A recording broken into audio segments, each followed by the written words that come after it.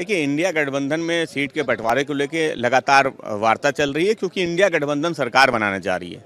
हम कोई भी पेच वो छोड़ना नहीं चाहते। और आज चर्चा इंडिया गठबंधन में सीट के बंटवारे को लेके हो रही है।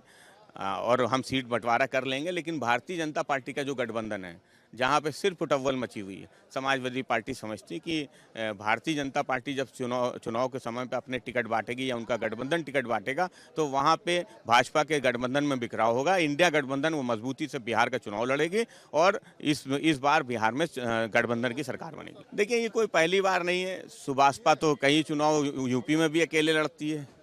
उनको अलग थलग फेंक दिया जाता है, क्योंकि शायद वो कहीं और से पार्टी में शामिल हुए थे, गठबंधन कहीं और से हुआ था। तो अब बिहार में भी उनको अलग कर दिया गया है। तो ओम प्रकाश राजभर जी, जो यूपी में उनको सीटें नहीं मिल रही हैं, जहां से उनके पुत्र हार जा रहे हैं, तो समाजवादी पार्टी समझती है वो भारतीय जनता पार्टी गठबंधन में उनका सवाल है। समाजवादी पार्टी को उनके गठबंधन में क्या हो रहा है, क्या नहीं हो रहा है, लेकिन इससे कोई लेना देना नहीं। लेकिन भारतीय जनता पार्टी गठबंधन के साथियों का सम्मान नहीं करती। देखिए, लोकतंत्र में सभी को चुनाव लड़ने का अधिकार है, जिसने भी राजनीतिक पार्टी बनाई है। लेकिन सवाल इस बात का होता है कि किन सीटों पर आप चुनाव लड़ रहे हैं और आखिर किन सीटों पर आप फायदा पहुंचाना चाह रहे हैं।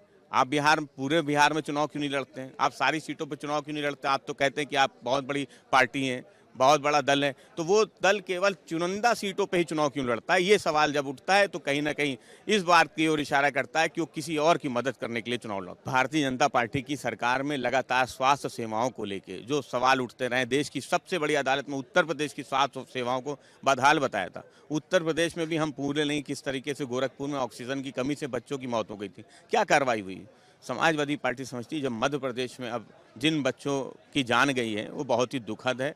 समाजवादी पार्टी इस पूरी घटना की जांच की मांग करती है और भारतीय जनता पार्टी की सरकार किसी को बचाने का प्रयास ना करे। देखिए, जिस तरह से दलितों के साथ उत्तर प्रदेश में अत्याचार हो रहा है वो किसी से छुपा हुआ नहीं है। और आज दलित वो इंडिया गठबंधन की तरफ देख रहा है, क्योंकि न्याय और आस की जो उम्मीद है वो केवल केवल गठबंधन से है, समाजवादी पार्टी से है। भारतीय जनता पार्टी जिस तरह से उत्तर प्रदेश में दलितों के साथ अत्याचार कर रही है, चाहे वो एक मजदूर हो या सांसद हो, वो सब देख रहे हैं। तो अन्याय लगातार उत्तर प्रदेश में दलितों के साथ हो रहा है और वो खुली आंखों से दिख रहा है। उत्तर प्रदेश में लगातार माँ बहन बेटियों के साथ अत्याचार बढ़ा है। एनसीआरबी के आंकड़े देखिए तो बेटियों के साथ अत्याचार बढ़ा है और ये अत्याचार रुक नहीं रहा है, ये अपराध रुक नहीं रहा है। और भारतीय जनता पार्टी की सरकार केवल घटना के बाद उसकी खानापूर्ति करती है। समाजवादी पार्टी समझती कि उत्तर प्रदेश में माँ बहन बेटियां वो कहीं भी सुरक्षित नहीं है। देखिए, आज लोहिया जी की जो है पुण्यतिथि है और पूरे समाजवादी लोग और समाजवादी विचारधारा को मानने वाले, दुनिया में रहने वाले लोग आज लोहिया जी को याद कर रहे हैं। और आज सवाल जब लोहिया जी का है तो देश का लोकतंत्र जिस तरह से खतरे में, जिस तरह से संविधान खतरे में, जिस तरह से भारतीय जनता पार्टी लोकतंत्र और संविधान को कमजोर करने का लगातार प्रयास कर रही है, तो लोहिया जी की जो विचारधारा है वो हमें ताकत देती है। देखिए, माननीय आजम साहब समाजवादी पार्टी के वरिष्ठ नेता हैं, बड़े नेता हैं।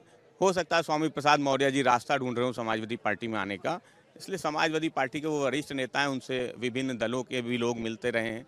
तो स्वामी प्रसाद मौर्य जी भी मिले हमें, उनकी मुलाकात पे कोई टिप्पणी नहीं करनी।